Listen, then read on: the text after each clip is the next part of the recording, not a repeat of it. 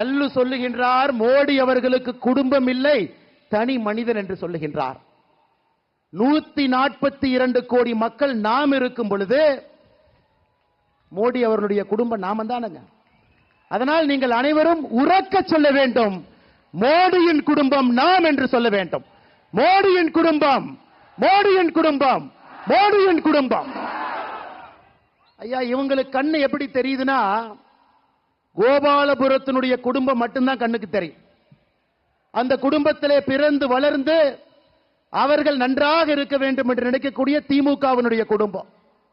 பீகாரில் தொடர்ச்சியாக ஒரே குடும்பம் ஆட்சியில் இருக்க வேண்டும் என்று நினைக்கக்கூடிய லல்லு பிரசாத் யாதவ் அவர்களுடைய குடும்பம் 17 வயதிலே தன்னுடைய வீட்டை விட்டு இந்தியா முழுவதும் சுற்றித் திரிந்து இன்னைக்கு கிட்டத்தட்ட ஒரு யோகியாக தன்னுடைய வாழ்க்கை முழுவதுமே மக்களுடைய முன்னேற்றத்திற்காக